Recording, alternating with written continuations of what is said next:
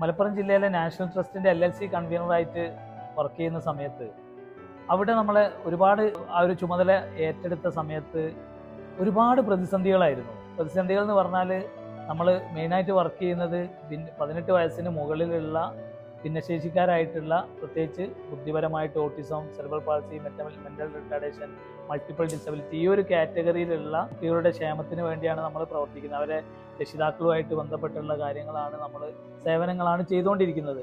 അപ്പോൾ ഈ ഒരു മേഖലയിൽ നമ്മൾ അവിടെ വന്ന സമയത്ത് ഈ ഒരു ഗവൺമെൻറ്റിൻ്റെ ഈ ഒരു സിസ്റ്റത്തിൻ്റെ തകരാറ് കൊണ്ട് ഒരുപാട് പ്രതിസന്ധികൾ ഉണ്ടായിരുന്നു.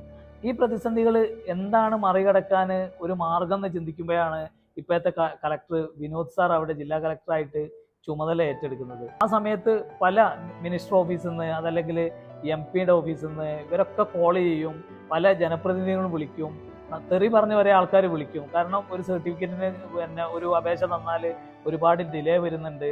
അതേപോലെ ഒരു പ്രോപ്പർട്ടി സംബന്ധമായ കേസുകൾ, മറ്റ് കാര്യങ്ങൾ നമ്മൾ ഇട്ട് തന്നാൽ അത് തീർപ്പാക്കാൻ ഒരുപാട് സമയം എടുക്കുന്നുണ്ട്. അപ്പോൾ ഈ ഒരു സാഹചര്യം വെച്ച് നല്ല സ്ട്രെസ്സിൽ നിൽക്കുമ്പോഴാണ് സാറ് അവിടെ എത്തുന്നത്. ഞാൻ ഒരു വൈറ്റ് പേപ്പറിൽ സാറിനോടൊന്ന് ഒരു മീറ്റിങ്ങിന് സമയം ചോദിച്ചു പോയിട്ട് ഒരു വൈറ്റ് പേപ്പറിൽ കുറേ പോയിന്റുകൾ എഴുതി അദ്ദേഹത്തിന് സമർപ്പിക്കാമെന്ന് വിചാരിച്ചു പോയി. അപ്പോൾ സമയം തന്നു, മുന്നിലിരുന്ന് ഇന്നതാണ് കാര്യങ്ങൾ എന്ന് പറഞ്ഞ് ഈ ഒരു കുറിപ്പ് നോക്കി ഈ ഒരു കാര്യങ്ങൾ പരിഹരിച്ചാൽ സാറേ നമുക്ക് ഒരുപാട് ആളുകൾക്ക് ഒരുപാട് മാറ്റം ഈ മേഖലയിൽ ഈ കുറച്ചുകൂടി സ്പീഡായിട്ട് നമുക്ക് സർവീസ് കൊടുക്കാൻ പറ്റുമെന്ന് പറഞ്ഞു. സാറ് അപ്പം തന്നെ ആ സ്പോട്ടിൽ തന്നെ നമുക്ക് അങ്ങനെയാണെങ്കിൽ ഇന്ന് ഒരു മീറ്റിംഗ് ചേരാം, വൈകുന്നേരം തന്നെ ഒരു മീറ്റിംഗ് ചേരാമെന്ന് പറഞ്ഞു. പെട്ടെന്ന് ബെൽ ബട്ടൺ അമർത്തി സാറിൻ്റെ സെക്രട്ടറി അവരോട് ഒരു മീറ്റിങ്ങിന് വേണ്ടിയിട്ടുള്ള ഇൻസ്ട്രക്ഷൻ കൊടുത്തു. ഇതുമായിട്ട് റിലേറ്റഡുള്ള എല്ലാ ആൾക്കാരെയും വിളിച്ചു. അതിന് തിരഞ്ഞെടുത്തതോ ഞാൻ കൊണ്ടുപോയിട്ടുള്ള കുറിപ്പ് അങ്ങോട്ട് വാങ്ങി. ഞാൻ പറഞ്ഞു ഇത് സാറിന് ഒരു നോട്ട് സംസാരിക്കാൻ വേണ്ടി എഴുതിയ നോട്ടാന്ന് പറഞ്ഞു. അത് കുഴപ്പമില്ല എന്ന് പറഞ്ഞു. അതിൻ്റെ മുകളിൽ തന്നെ സാർ എന്ത് ചെയ്തു, സൈൻ ചെയ്ത് എല്ലാ ഡിപ്പാർട്ട്മെൻറ്റിലേക്കും അതിൻ്റെ രജിസ്ട്രേഷനും തഹസിൽദാറും അല്ലെങ്കിൽ സബ് കളക്ടർ അടക്കമുള്ള ആൾക്കാരെ വിളിച്ചു കൂട്ടി വൈകുന്നേരം 5 മണിക്ക് ഞങ്ങൾ അവിടെ ഇരുന്ന് ഈ പ്രതിസന്ധികൾ ഞാൻ അവരെ എല്ലാ ഉദ്യോഗസ്ഥന്മാരെയും മുന്നിൽ അവതരിപ്പിച്ചു. അപ്പോൾ സാറിൻ്റെ സീറ്റിലിരുന്ന് അവിടെ വലിയൊരു ബോർഡുണ്ട്.